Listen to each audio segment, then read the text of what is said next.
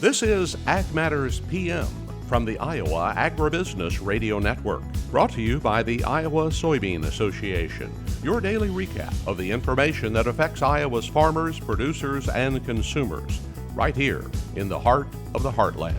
With reports from our award-winning broadcast team of Dustin Hoffman, Brent Barnett, and Riley Smith. Now, from the IARN studios in Des Moines, here's Dustin Hoffman. Good day and welcome to Ag Matters PM from the Iowa Agribusiness Radio Network. I'm Dustin Huffman. Today is Thursday, April the 14th, 2022. Thank you for joining us. On today's episode, I will be talking with Iowa Ag Secretary Mike Naig to get an update on where things are with HPAI, or the bird flu as we've come to know it. Brent Barnett will be talking with Iowa State Climatologist Glisan ahead of planting season, and we'll also take a look at your ag weather outlook. But to kick things off, as always, let's run down the ag market recap. It's time now for the Ag Matters PM Closing Market Summary, your source for market analysis and settlement prices from the day's trade in Chicago, courtesy of the folks at agmarket.net. Well, it's time to see how the markets finished up this trading week because of the holiday shortened week, and for that we turn to Brian Splitt of agmarket.net. And Brian, what did we see today? Well, Dustin, we saw some good strength again in corn led by the old crop. We're done with the Goldman roll. So the nearby contracts have outperformed the deferred contracts. May gained on July, July gained on Sep, and so forth. And that's something we looked at yesterday. We believe that the July-September spread is potentially bottomed. And seasonally, look at a couple other years where you're trading it like an inverse this year.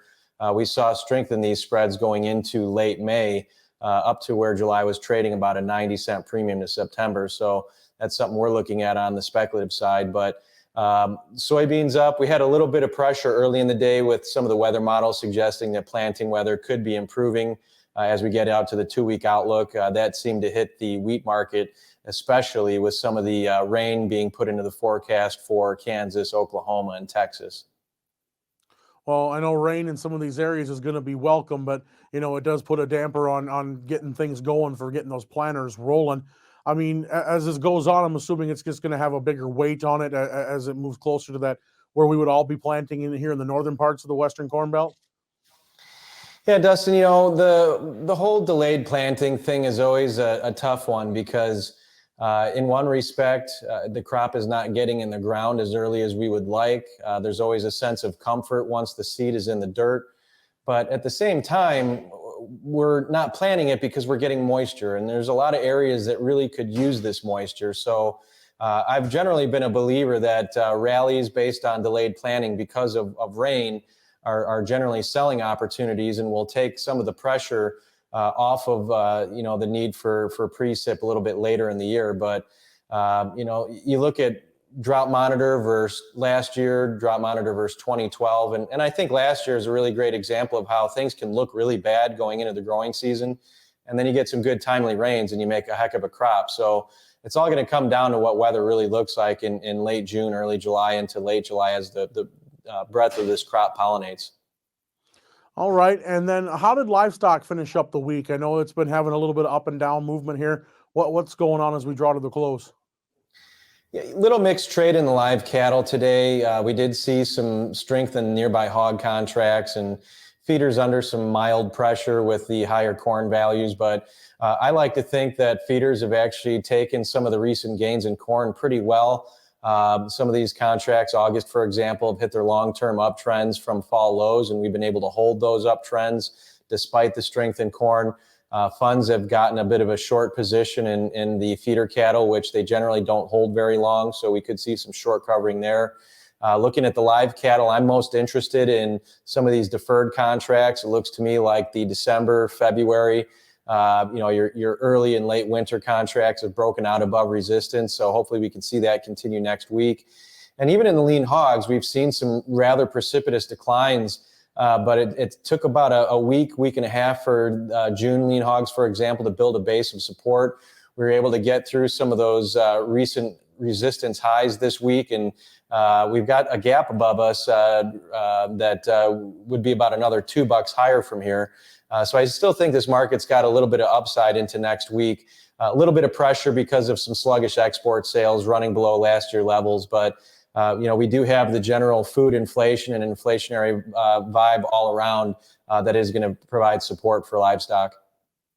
All right. Well, a lot of things for producers to consider out there, and things that you need to be thinking about, and especially with the way this market can go one way or the other, depending on, if we get rain, where we get rain, and things like that. If people want to make some of those marketing moves or talk some strategies with you folks at agmarket.net, what's the best way for them to get in touch? Just call us directly at 844-4AG-MARKET, so 844-424-6758. You can go to our website, www.agmarket.net. We also have an app that can help with your marketing. That's www.agmarket.app.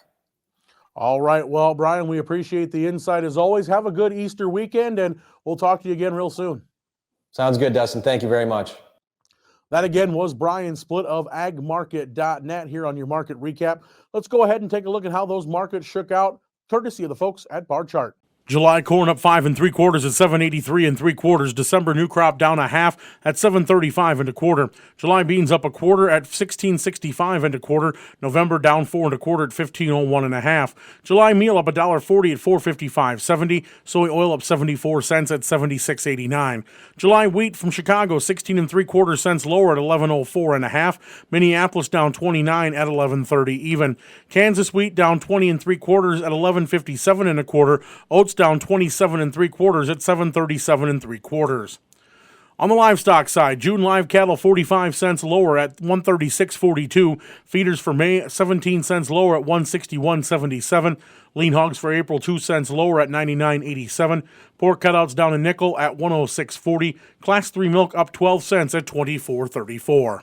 And that's been your ag market recap here on AMPM. We're going to take a quick break, and when we come back, I had a chance to talk with Iowa Ag Secretary Mike Naig to kind of get an update on where things are with high-path avian influenza. We'll have that come up as well as your ag weather roundup. This is Ag Matters PM.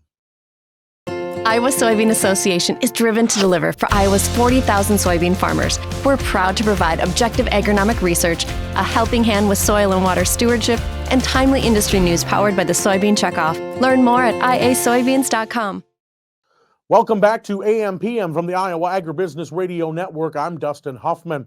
Well, I had the chance earlier this week to sit down and talk a bunch of agricultural topics with Iowa Ag Secretary Mike Naig, and of course, HPAI, or high pathogenic avian influenza, or bird flu, or whatever you want to call it by any name you want. It's the top of mind right now here in Iowa, and we had a chance to talk about where things are and how things are progressing as this season is rolling on.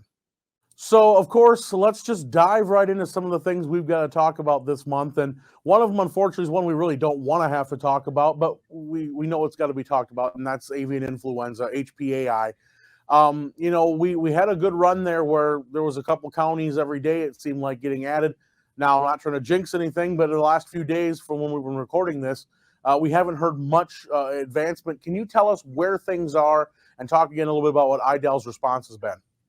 Yeah, you bet. Unfortunately, we are dealing with it again this year. And in the state of Iowa, we've got 16 confirmed cases, and we're not alone. I think now 26 states have confirmed cases of high-path avian influenza. And so we've been seeing it really work across the eastern United States and now up into the Midwest. And it's even now stretching into the plains states as well. And so what we know about this virus this time around is that it's very much present and being carried in the wild bird population. So as they're migrating north, they're carrying it with them. A major difference between this year and 2015 is that we're not seeing the kind of lateral movement or movement from farm to farm that we saw that time around. And I think that's a testament to, one, the biosecurity that our poultry producers are using on their farms. They learned a lot about how to protect their farms, and also to build walls between them and other parts of the industry. Of course, on the part of the state of Iowa and states across the country and USDA, we learned that we've got to detect it earlier and act quicker to contain it on site. And so those have been some things that are lessons learned from 15 that we've been applying, and I think they've served us well here. This is where the hard work has paid off, of all that preparedness and all that planning. We're sitting just over 13 million birds that have been impacted in the state of Iowa. And remember, Iowa's number one in egg production number 7 in turkey production. So we have a lot of birds in the state of Iowa, and all of our producers are affected, because if you've got it, you're responding to it. But if you don't have it, you're working hard to try to prevent it. And of course, IDAL's also put that 30-day, but can often recycle that ban on on shows and stuff like that, which would of course affect county fairs, the state fair, things like that. Of course, it resets every time a new case is discovered. So tell us a little bit about that program and how it's helping. This is all about the effort to try to, again, minimize the contact between places where birds would come from a lot of different places and congregate and then go back. And so exhibitions and markets and things like that, we've had to prohibit those live bird markets and exhibitions. And again, it's all in an effort out of an abundance of caution to try to prevent this, prevent spread. But what we want to do is we only want to have that prohibition in place while it's needed. And so we're saying that 30 days after our last confirmed case, we'll look to lift that prohibition. And so here we are, as we record this, we're a week out from our last positive case. I'm hoping that that's a trend that will continue. We, though, are looking operationally, we expect to be doing this for at least several weeks. But yes, we'll reset that 30-day clock every time we have a positive. And I'm still hopeful that we'll be able to have shows at the county fairs and the state fair, but only time will tell, unfortunately, whether that will be the case. And we're also at a time, we talk about the big barns and everything like that, and they're always cycling, but we're also at that time where, we can go into the farm store or feed store, and you can see those little chicks sitting in the bins. And there are people who are looking at, okay, this year I raised so many chickens just for my own consumption. What do these people need to be looking for and thinking about before they just dive right in and buy that cute little fuzzy baby bird there at the store? Well, first of all, it's okay to do that. And we've not put any restrictions on those sales, and because that's not a high risk movement. Hatcheries do a great job of biosecurity, and those birds are healthy when they leave those hatcheries, and they're healthy when they're in those stores. Now, what we would encourage folks to do is have a plan to have those birds in a biosecure location. Try to minimize contact with wild birds. Know the symptoms of HPAI, and so you know what you're looking for. And then, of course, also know that, who would you call if you had questions, or if you did see some symptoms? Who would you get on the phone with to try to notify? So those are the types of things we want people to think about. Don't be afraid to buy those birds and have those backyard chickens, but have a plan. And really, you need to be looking at biosecurity, just like a very large producer or the smallest backyard producer. We need to keep those birds healthy. For more information on avian influenza, what's being done to protect your flocks, and what you can do to help, go to the Iowa Department of Agriculture's website. Now let's take a look at the ag weather outlook. Well, the sun's starting to poke through now here in Des Moines as we see that sunshine start to build back up across the state. A few lingering showers are pushing their way out of here, but we're going to look for some better conditions coming up here in the next day or two. Let's take a look at what the National Weather Service has in store. As you can see here today, we saw mostly sunny skies across the state and high winds. Highs were ranging from the mid-40s to the mid-50s. Now tonight, we're going to see clouds start to roll back in with a slight chance of rain and snow mixed, but lows are going to be right around 24 to 32 degrees. Now let's look at that Good Friday forecast for tomorrow. We're going to see sunny skies across most of the state, but the eastern part of the state will see some rain-snow mix, and we'll see highs of 46 to 55 degrees. Taking a look at the affiliate weather map, we can see up in Cherokee tomorrow, they're going to have sunny skies and a high of 46. Shenandoah, mostly sunny and 55. Des Moines, mostly sunny, 52. Albia, sunny and 54. Waterloo, sunny skies and 48 degrees. But over in Clinton, like I said, that eastern part of the state will see some of that rain-snow mix. Cloudy skies, a little bit of precipitation, and a high of 52 degrees. For more detailed local forecasts, tune to your Iowa Agribusiness Radio Network affiliate. That's been a check of our ag weather outlook. When we come back after this quick break, Brent Barnett had a chance to talk with Iowa State Climatologist Dustin and kind of get a recap as to where things are going heading into this planting season. This is AMPM from the Iowa Agribusiness Radio Network. As we approach planting season, make sure you stay safe and share the road with your local farmers. Slow-moving tractors with large planters occupy a lot of space on the road, so stay patient and follow at a distance of around 50 feet. You should never, ever try to pass them at a bridge, intersection, hill, or curve. It's far better than putting yourself or someone else at risk. So please, stay safe and remember to tip your hat to your local farmer this planting season. This message was brought to you by your friends at the Iowa Agribusiness Radio Network. Welcome back to AMPM from the Iowa Agribusiness Radio Network. I'm Dustin Huffman. Well, Brent Barnett had the chance to talk with Iowa State Climatologist Glisan as we get very close to putting those planters into the fields. And here's what he was able to find out. Here today on the Iowa Agribusiness Radio Network, we're happy to be joined by Iowa State Climatologist Dr. Glisan, taking time out of his busy schedule to join the network. Dr. Glisan, how are you doing today? I'm doing well, Brent. Good to be with you. Always great to chat with you and your audience.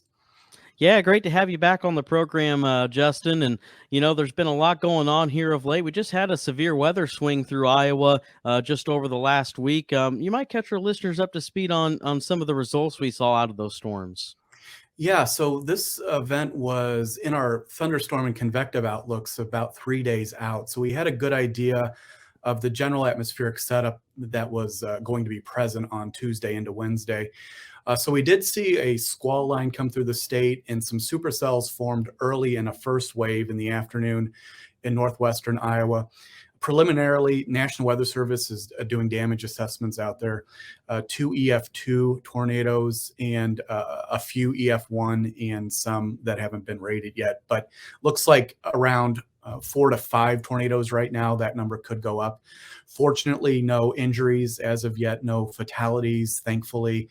We did see some farms damaged up in the northwestern part of the state, up in Humboldt County, Gilmore City. So it could have been a lot worse. We've been in a very active severe weather stretch for much of the southern part of the United States, and that's stretching up into Iowa. Now, with severe weather, of course, we get rainfall, which is beneficial given the dryness in the soils, and we are short in terms of subsoil moisture. So getting those deficits in terms of the drought monitor. But overall, the event was pretty well forecasted, and very happy that the models picked up on that several days out so we could get the word out.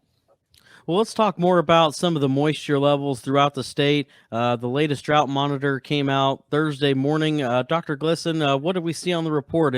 How's Iowa shaping up here as planters are about to roll? Yep, so we still see structural drought across the state, and when we say structural, that D1 category, it's been hanging around eastern into north central Iowa, and then a D1, D2 classification in western Iowa. Those are reflective of precipitation deficits that we've seen going back 12 to 16 months on the order of 8 to 12 inches of below average precipitation.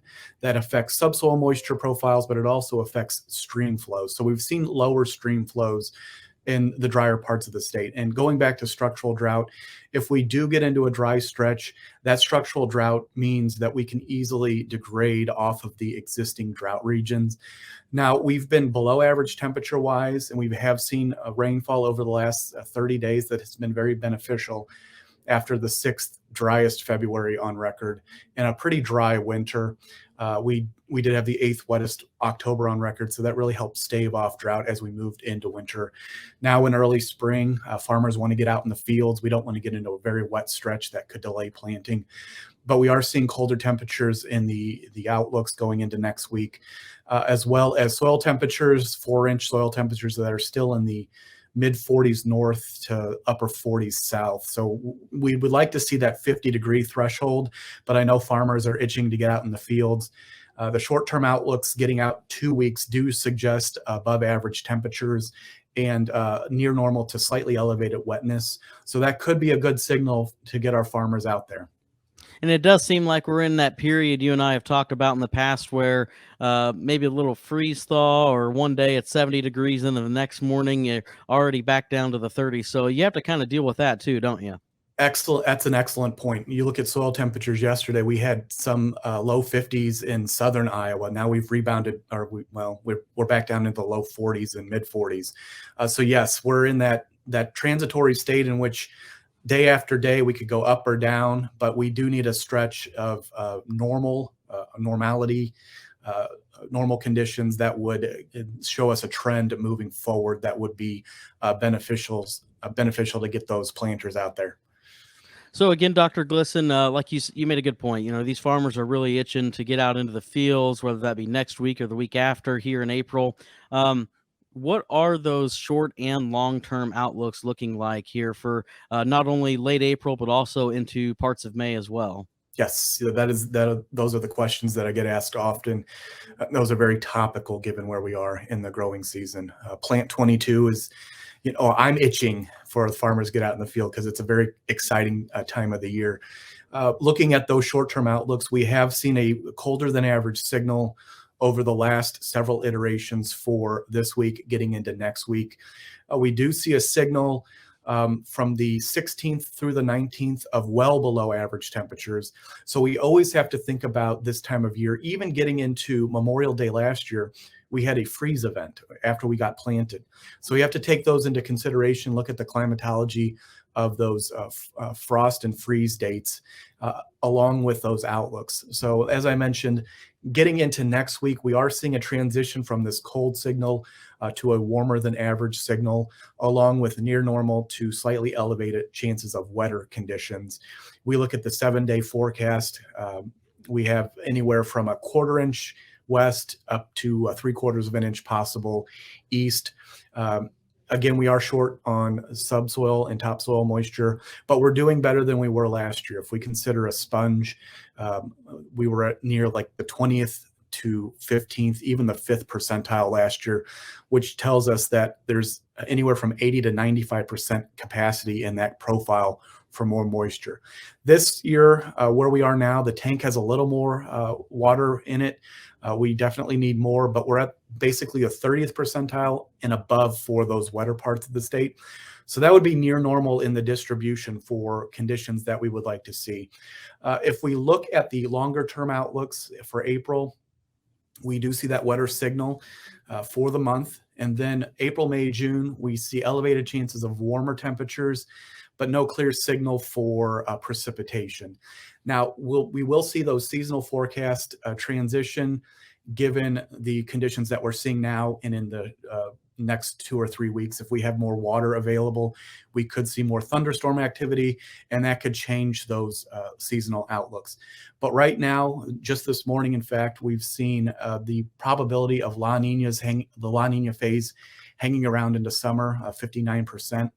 We have seen in some analog years when La Nina hangs around into summer, a drier signal form. Now, a lot of things have to come together for that dry signal to actually come to fruition in summertime.